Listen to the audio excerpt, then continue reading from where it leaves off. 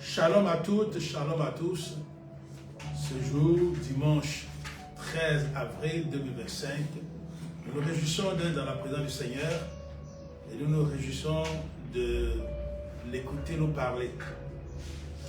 Ce matin, tu dois proclamer la chose suivante. Aman, la gargouille qui m'en veut, sera pendue à sa propre potence. Il faut que tu le dises, que tu en sois convaincu. Aman, la gargouille qui m'en veut, qui se déclare lui-même mon ennemi, sera pendu à sa propre potence. Esther chapitre 7, verset 10. Les ennemis d'Aman ne sont rien d'autre que ceux qui adorent le véritable Dieu. C'est ceux-là qui considèrent comme ennemis. Et Mardochée adorait le véritable Dieu, donc il a résolu de ne pas se prosterner devant Aman l'Agagite. Et c'est à cause de cela qu'il a décidé d'éliminer physiquement Mardochée, mais surtout il s'est dit qu'un seul individu, je vais l'éliminer, ce n'est pas grand-chose. Il faut que j'élimine, j'extermine son peuple, sa race. Et c'est ainsi qu'il a fait prendre un décret. Et la Bible nous dit que le décret a été pris le premier mois de l'année. En réalité, nous sommes aujourd'hui le premier mois de l'année. C'est le mois qu'on appelle Nissan, selon un terme babylonien, ou Abib. Abib, selon le terme des Hébreux. Et quand vous lisez Esther chapitre 3, verset 7, Esther chapitre 3, verset 7, vous comprenez que c'est ce jour qu'ils ont lancé le sort. Et puis le sort a indiqué qu'il fallait agir le dernier mois de l'année, c'est-à-dire le mois d'Adar. Vous pouvez lire cela dans Esther chapitre 3, verset 7. Et quand nous lisons Exode chapitre 12, verset 2, Deutéronome chapitre 7, verset 1 aussi, nous apprenons que le premier mois de l'année institué par Dieu, c'est le mois de Nissan, la Bible.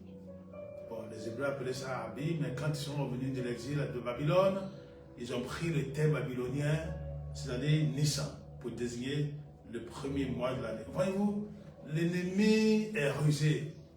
Alors, il sait quand est-ce qu'il lance le mauvais sort, quand est-ce qu'il prend la décision de nuire à quelqu'un, de tuer quelqu'un, d'exterminer un peuple, mais il cache cela. Et c'est pour cela que Christ est venu accomplir la Pâque, notre délivrance. Et c'est ainsi, comme je l'ai dit, nous célébrons Pâques. Nous passons par des moments difficiles. Et c'est pour cela que le message ce matin est intitulé « Le disciple de Christ face au défi de l'heure ». Le disciple de Christ face au défi de l'heure, face aux problèmes actuels, face aux épreuves de l'heure, face aux épreuves présentes, aux difficultés de l'heure. Les difficultés, les défis sont des difficultés qu'il faut surmonter. Les défis peuvent être individuels à ton propre niveau. Tu as certainement des défis à relever, mais ça peut être aussi de façon collective, comme ce fut le cas de Mardochée et du peuple juif. Le premier mois de l'année, je le répète, ce n'est pas janvier. Janvier, c'est selon le calendrier grégorien. C'est plus tard que c'est venu. Mais les anciens, les Babyloniens, les Perses, les Turcs, les Hébreux, comme c'était entendu, avaient obéi à Dieu en adoptant ce que Dieu a dit dans Exode chapitre 12, verset 2 et Deutéronome 16, 1. C'est ça, le premier mois de l'année. Et quand c'est le premier mois, les sorciers, les marabouts, les gens qui vous en veulent, ils jettent le pourri, ils jettent les dés, ils jettent le sort, en vue de vous attaquer. Parce que c'est là qu'ils font le programme d'attaque. Il faut que tu comprennes ça. Ça, c'est le premier défi à relever pour les individus que nous sommes. Parce que c'est des choses cachées à nos yeux. nous ne savons pas quand quelqu'un a pris la décision de nous en vouloir, de nous détruire, nous ne pouvons pas le savoir. Mais il y a quelqu'un qui révèle. C'est le Dieu Tout-Puissant. Celui qui est le chef de toute puissance, de toute souveraineté. Il sait toujours, rien n'est caché à ses yeux. Parce qu'ils sont le cœur et le rein des humains. Lui le sait. Donc, les disciples de Christ face à toutes ces choses-là. Les disciples de Christ face à ces choses. Il faut que tu comprennes que le premier défi à relever, c'est d'être permanemment, de façon permanente, en communion avec ton Dieu. En communion véritable avec ton Dieu. Et quand tu l'es, les devins, les voyants, les Balaam, ceux-là qui sont prêts à attaquer, à haïr, vont mourir la poussière. Proverbe chapitre 11, verset 8. Oui, parce que c'est eux qui prennent la détresse qu'ils ont créée pour toi. C'est ce qui s'est passé pour Aman Agagui. C'est pour ça que je dis, ce matin, tu dois proclamer que Aman Agagui qui t'en veut, il sera pendu à sa propre potence. La potence que lui-même a dressée, c'est là qu'il a été pendu avec toute sa famille. Dommage pour lui, mais c'est comme ça que ceux qui ne veulent pas s'associer à Dieu, ce que nous voyons aussi dans Esther chapitre 7, verset 10, on a déjà dit, c'est comme ça qu'ils sont pendus à la propre potence. Dieu a mis à nous tous la pensée de l'éternité. Ecclésiaste chapitre 3, verset 11. Ça veut dire, quand on a la pensée de l'éternité, on doit marcher comme devant être jugé par Dieu. Mais on ne peut pas marcher comme on a envie de marcher, ou bien selon les consignes de quelqu'un. Parce que la Bible nous montre clairement qu'au-delà de notre mort, au-delà de notre existence, j'allais dire, il n'y a pas d'exaucement. C'est pour cela que le riche qui a demandé à Père Abraham, il faut envoyer quelqu'un là-bas pour avertir mes frères, pour ne pas qu'ils viennent séjourner là où je suis. Il a dit, mais il y a des prophètes, il y a des gens, il y a des évangélistes, il y a tout le monde, il y a la loi, il y a la Torah, tout. S'ils ne coupent pas, ce n'est pas quand quelqu'un, un revenant va aller les voir, qu'ils vont se repentir. Dieu a mis à nous la pensée de l'éternité. Tu dois consacrer le nouvel an maintenant. Parce que nous nous rappelons, les gens avaient crié dans Matthieu 21, je crois, verset 9, une foule immense. Ils célébraient Jésus. Oui, Hosanna au fils de David. Oui, que celui qui vient au nom de l'Éternel, fils de David, soit béni, ils étaient heureux, ils étaient contents. Mais qu'est-ce qui s'est passé? Quelques temps après, vous pouvez le lire dans Luc 23, ils ont dit crucifiez-le, tuez-le. Quelqu'un qui vous a fait tant de bien. Oui, c'est comme ça, les hommes changent. C'est comme ça que les gens changent. Donc c'est aussi là un défi pour toi à relever. Les gens peuvent t'honorer, ils peuvent chanter ta gloire, ils peuvent te remercier, ils peuvent chanter tes mérites. Mais il suffit que tu ne partises plus avec eux, que tu ne sois plus totalement d'accord avec eux, qu'ils crient, oh là, celui-là, tuez-le. Oui, je suis même d'avis aussi. Et puis vous rongent dans le secret. Ils sont dans le secret des malfaiteurs, dans le secret de vos adversaires, de vos ennemis. Ils font comme si c'était pour vous. Apparemment, ils font comme si c'était pour vous. Ils font comme si c'était vos amis, alors que c'est du poison qu'ils veulent introduire dans votre nourriture, dans votre vie. Vous assassinez, vous tuez. Il y en a beaucoup comme ça. Quelles sont les difficultés auxquelles tu es confronté? Les épreuves que tu vis aujourd'hui? Quels sont les défis à relever pour toi? Est-ce que tu les connais? Oui, tu vis ces problèmes, ces difficultés dont tu les connais forcément. Il faut que tu saches que tu es maintenant enfant de Dieu et que tu dois prendre tes responsabilités. Nous allons lire pour cela 2 Timothée, le chapitre 3, du verset 1 au verset 17. Les défis t'attendent. Les défis qui attendent les disciples de Christ. C'est-à-dire qu'on pense que les choses ont changé parce que l'homme devient peut-être plus civilisé, mais en réalité, l'homme devient plus barbare. C'est ce que l'histoire nous montre. Donc nous allons lire 2 Timothée, le chapitre 3, et nous lisons du verset 1er au verset 17. Ça, c'est le contexte que nous vivons. Contexte où sont décrits les défis auxquels nous sommes confrontés, les problèmes, les épreuves que nous vivons. 2 Timothée chapitre 3, du verset 1 jusqu'au verset 17. Verset 1er, verset 1. Sache bien que des temps difficiles nous attendent. La période finale de l'histoire de ce monde sera une époque périlleuse et trouble. Verset 2. Les hommes seront égoïstes, avides, exclusivement préoccupés d'eux-mêmes, de leur richesse, de leur réalisation, de leurs prétentions. Ils seront de plus arrogants, jaloux, envieux, blasphémateurs et médisants. Ils ne connaîtront plus ni respect envers les parents, ni reconnaissance ou respect pour ce qui est sacré. Hier, il y a un aîné qui me disait, mais tu vois, ma fille, aujourd'hui, elle me dit qu'elle ne me reconnaît plus comme son père. Et puis, elle est dans une secte, elle fait ce qu'elle veut. Ah oui, c'est ça. Les fléaux que nous vivons maintenant en Côte d'Ivoire, il y a les stupéfiants, la drogue notamment, qui a enrichi les gens. La drogue a enrichi les gens, ils se connaissent. Oh, c'est révoltant, c'est écœurant, mais c'est malheureusement ce qui se passe. Et puis, bien entendu, il y a les sectes qui minent la jeunesse, les sectes qui manipulent les consciences, les sectes. Aujourd'hui, ce ne sont plus seulement les sectes importées, mais les sectes fabriquées, une sorte de christopaganisme. Des gens qui ont élaboré des sectes de doctrines pour emporter les gens, pour empêcher les gens, pour les amener à haïr Dieu, à haïr ceux qui sont pour Dieu. C'est ça, malheureusement, les fléaux sont là, qui gangrènent notre nation. Ce n'est pas seulement la Côte d'Ivoire, mais le monde entier est gangréné par cela. Verset 2.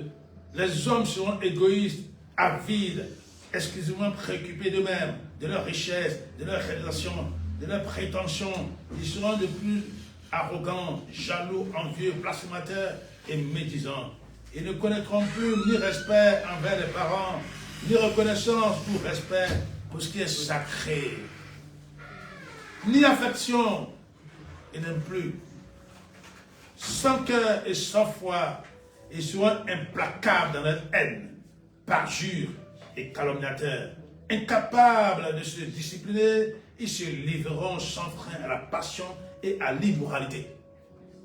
Vous avez mis l'homosexualité. Oh, on fait de l'eau de l'homosexualité. Cruels, effrontés et brutaux, ils agiront sans pitié aucune. Les valeurs morales les laisseront indifférents. Ils haïront ceux qui font le bien. Ils haïront ceux qui font le bien. Ils seront prêts à toutes les trahisons et toutes les impudences. Aventureux et frivoles, imbus d'eux-mêmes, enflés d'un orgueil qui les aveuglera, ils aimeront le plaisir plus que Dieu.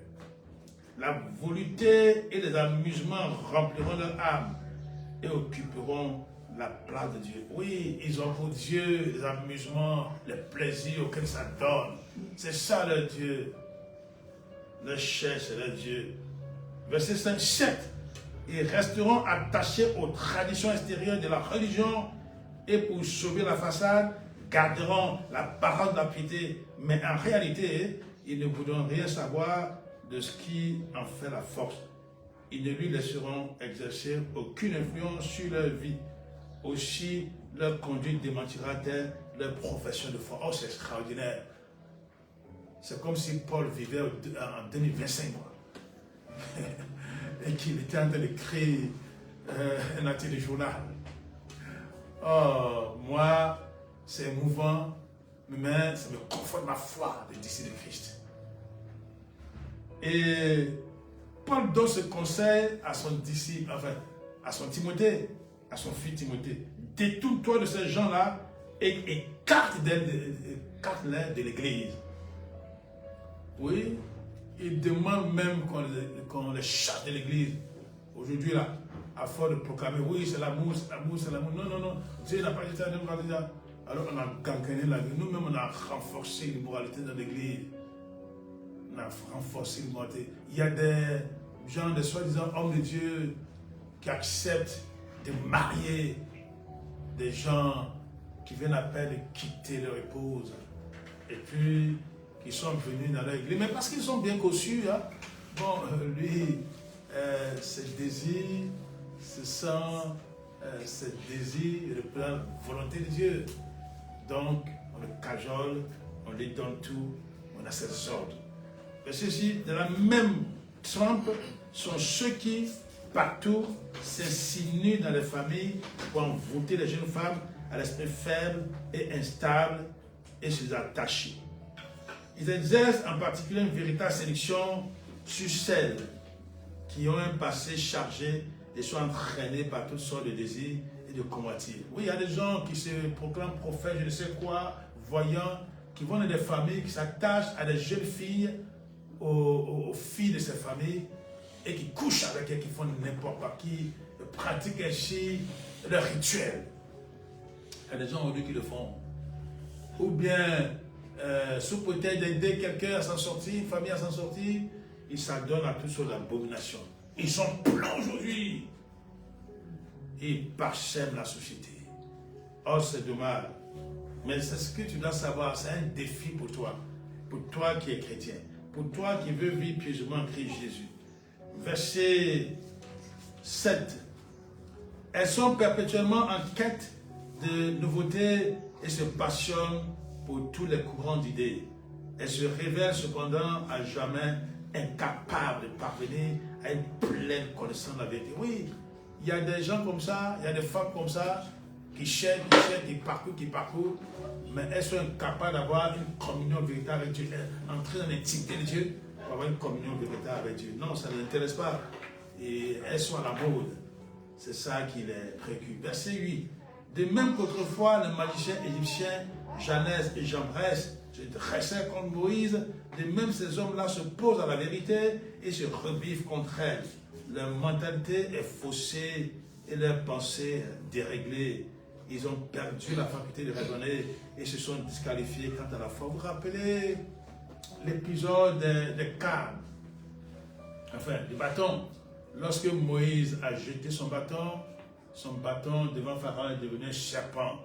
Et les magiciens égyptiens en ont fait de même, ils ont jeté leur canne aussi, et leur canne sont devenus serpents.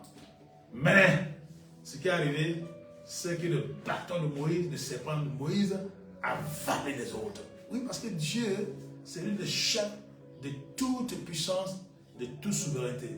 C'est vrai qu'il a dit à l'homme, vous êtes des dieux, des minuscules, mais en réalité, la toute-puissance de Dieu est au-dessus de toute puissance. C'est ce que tu dois savoir. C'est pour ça que Christ en fait, comme je l'ai dit au début là, il y a une foule qui a crié, oui, oui, c'est lui, le Messie est venu, notre Dieu.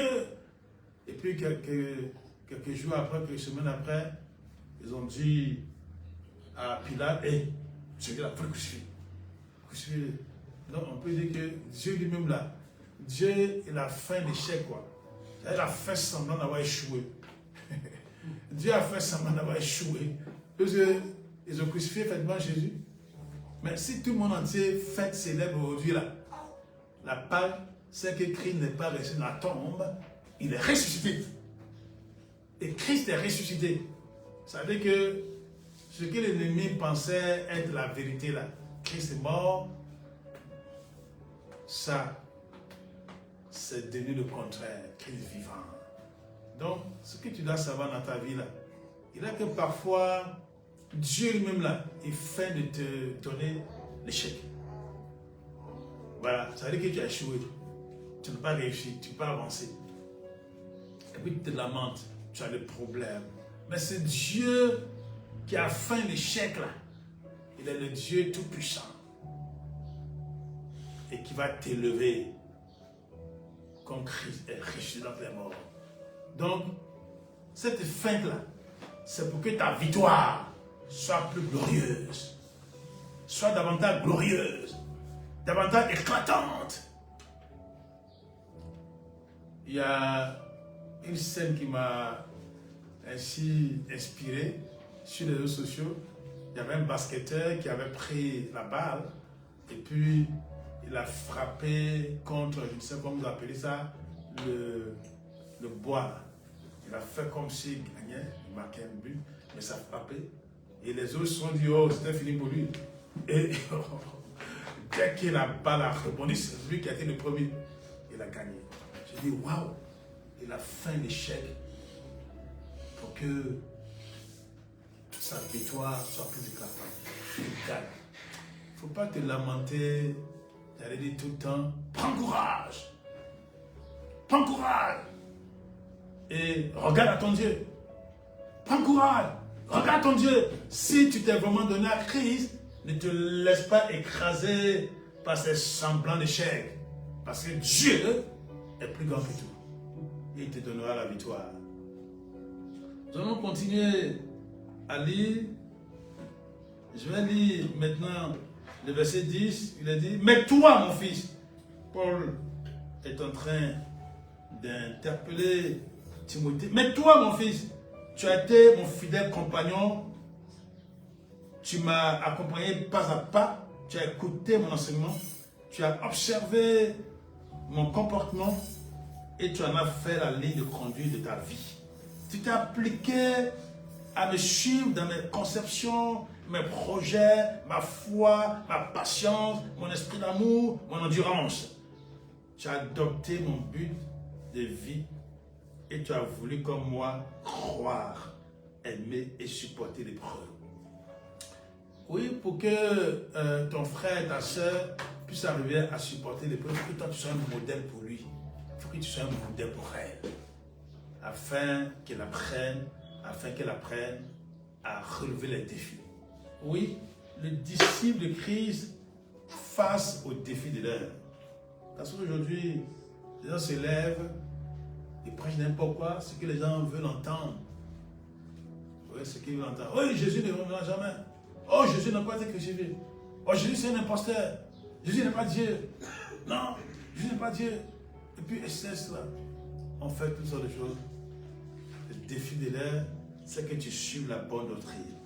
Et que tu saches former des gens qui sont sur la même longueur d'onde que toi. Verset 11. Tu as été témoin des persécutions et des souffrances que j'ai endurées à Antioche, à Iconium, à Lystre. Quelles attaques, en effet, n'ai-je pas eu à supporter? Et chaque fois, le Seigneur m'en a délivré. Chaque fois, le Seigneur m'en a délivré. Est-ce que tu dois savoir? Dieu te délivrera toujours de quelque opposition inconfortable que ce soit, pourvu que tu te confies en lui. Verset 12. Mais, c'est une règle générale. Il faut que tu retiennes ça. Mais, c'est une règle générale. Tous ceux qui sont décidés à mener une vie d'attachement à Dieu dans la communion avec Jésus-Christ connaîtront la persécution. C'est ce que Louis Goron ça par tous ceux qui veulent vivre pieusement en Christ seront persécutés. Je relis ce verset 12 parce que c'est très important pour nous. Mais c'est une règle générale. Tous ceux qui sont décidés à mener une vie d'attachement à Dieu, dans la communion avec Jésus-Christ, dans la communion de Dieu véritable, dans la communion à la vie éternelle, connaîtront la persécution. Tandis que les méchants et les charlatans s'enfonceront de plus en plus dans le mal. Les imposteurs, avec leurs airs de sainteté, s'enhardiront. Ils séduiront beaucoup de gens, mais leur succès causera leur ruine, car ils seront eux-mêmes victimes des erreurs dans lesquelles ils ont entraîné les autres. Beaucoup de gens ont connu ce défi à relever. Vous vous rappelez Joseph? Oui, qu'on a voulu entraîner à désobéir à Dieu et qu'on a mis en prison, qui a connu des infortunes diverses, qui a connu des épreuves terribles. Mais Dieu l'en a sorti et Dieu l'a relevé. C'est-à-dire en fait, là, la vie de Joseph était comme un échec, mais un échec apparent. Je vous dis peut-être que tu es malmené, tu n'as pas pu faire attention et des gens t'ont traîné dans la drogue, la prostitution, je ne sais quoi. Mais ressaisis-toi, parce que Dieu est là, t'attend. Dès que tu viennes, tu reviens à lui, pour que lui, et puis transformer le mal en bien, transformer l'échec apparent en succès éclatant. Il faut que tu acceptes cela et que tu fasses l'expérience. Dieu est là et il t'attend. Il est là, il t'attend. Daniel a connu aussi cela. On était jaloux de lui. On a trollé dans la fosse au lion. Ses amis aussi ont expérimenté cela. On les a mis, on les a jetés dans la fournaise ardente. Mais parce qu'ils s'étaient attachés à Dieu, ils ont été libérés. Paul aussi a expérimenté cela. Luc écrit à Timothée. Oui, le système religieux de son temps a voulu l'écraser. Oui, la religion de son temps. On lui a dit, oui, tu ne fais plus comme nous, tu vas voir. On a voulu l'écraser, le détruire. Aujourd'hui, le système religieux peut-être te poursuit. Parce que tu n'es pas prêt à accepter la proposition des mystiques, des sociétés ésotériques qui sont en train de détruire l'Église. Et à cause de ça, on t'en veut.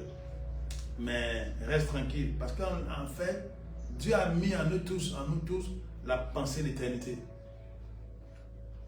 Tu dois tout faire pour ne pas subir le sort du riche. Tu vas dire, non, il faut envoyer quelqu'un là-bas à la maison paternelle, ou bien dans mon village, ou bien dans ma vie, ou bien dans mon pays, pour dire aux gens là, de faire attention pour ne pas venir dans le même milieu que vous. Mais c'est trop tard. Parce que Hébreux 9, 27 dit qu'il est réservé aux hommes de mourir cette fois, après quoi vient le jugement. Nous allons poursuivre la lecture de la parole de Dieu. Il est dit dans le verset 13, tandis que les méchants et les charlatans s'enfonceront de plus en plus dans le mal, les imposteurs avec leurs ailes de sainteté s'enhardiront et séduiront beaucoup de gens, mais leur succès causera leur ruine, car ils seront eux-mêmes victimes des erreurs dans lesquelles ils ont entraîné les autres. Lorsque la parole de Dieu parle, lorsque tu lis la parole de Dieu, il faut être transformé en prière. Oui, c'est le temps de suivre les prières. Il est dit que les gens qui font ça, leur succès apparent causeront leur perte. Il faut que vous puissiez dire, voilà ce que Seigneur, voilà ce que tu m'as dit. Bon, non, j'attends que tu accomplisses ça. Verset 14, pour toi, reste fidèle à tout ce que tu as appris et expérimenté, persévérer dans les enseignements qui t'ont été confiés, que tu as accueillis avec foi et qui sont devenus des certitudes pour toi. Tu as été convaincu de leur vérité, non seulement parce que tu connais les maîtres dont tu les tiens, mais parce que, verset 15, depuis ton jeune âge, les Saint-Esprits et les Saintes Écritures, te sont familières. Elles se montrent le chemin, elles peuvent te donner la vraie sagesse, celle qui conduit au salut par la foi en Jésus-Christ. Est-ce que tu connais les maîtres, les pères spirituels, les maîtres spirituels, je ne sais qui, ceux qui t'ont apporté l'évangile? Est-ce que tu as gardé la véritable parole de Dieu? Est-ce que tu as gardé ce que tes parents t'ont appris? Tu as gardé ce qu'on t'a appris à l'école du dimanche, ou je ne sais où, quand tu étais enfant, quand tu étais adolescent? Je ne sais pas. Il faut que tu comprennes que ton salut est fondé sur cela. Si tu as oublié ces choses, reprends ta Bible, reprends les versets que tu as repris récemment, reprends les messages que tu as eu à écouter, et puis repends-toi, laisse le Seigneur te conduire. Dans le verset 16, il est dit, car toute l'écriture a été rédigée sous l'inspiration de Dieu. C'est pourquoi elle est utile pour nous enseigner la vérité et nous en persuader, pour apprendre à nous connaître et pour nous convaincre de péché, pour réfuter les erreurs et rectifier nos pensées. Elle nous aide à réformer nos conduites et nous rend capables de mener une vie juste et disciplinée, conforme à la volonté de Dieu. Verset 17. Ainsi, l'homme de Dieu se trouve parfaitement préparé et équipé. Il est prêt pour accomplir toute bonne œuvre. Il faut que tu apprennes cela. Laisse-toi conduire par la parole de Dieu, parce que c'est elle qui te modèle. La Bible nous dit dans Romains chapitre 12 que nous devons être transformés par le renouvellement de notre mentalité. Mais ce qui renouvelle ton intelligence, c'est la parole de Dieu. Romains 10, 17, la foi vient de ce qu'on entend, et ce qu'on entend vient de la parole de Christ. Nous allons lire un dernier verset pour terminer. 1 Timothée, le chapitre 4, le verset 12. 1 Timothée, chapitre 4, verset 12. que personne ne te méprise à cause de ton jeune âge. Efforce-toi d'autant plus d'être un modèle pour les croyants. Par tes paroles, ta conduite, ton amour, ta foi, ta fidélité et ta pureté. C'est ça le défi que tu dois relever. Est-ce que tu es un modèle pour les croyants, pour ceux que tu côtoies, pour ceux de ta communauté, pour ceux de tous les jours? Est-ce que tu es un modèle? Oui. Est-ce que tu es un modèle par tes paroles, ta conduite, ton amour, ta foi, ta fidélité et ta pureté? Oui, la Bible nous dit que sans la sanctification, nul ne peut voir le Seigneur. Et nous savons que c'est la vérité. C'est pour cela que nous efforçons, par la grâce du Seigneur, à demeurer comme il nous demande. C'est-à-dire, comme il est dit dans Hébreux chapitre 12, verset 14, nous recherchons la paix avec tous, et puis la sanctification sans laquelle nul ne verra le Seigneur. Tu veux voir le Seigneur agir dans ta vie, tu veux le voir exaucer tes prières, il faut que tu puisses être dans le modèle, en parole, en action, en amour, en vérité, en conduite, en pureté. Que Dieu bénisse sa parole au nom de Christ Jésus. Amen.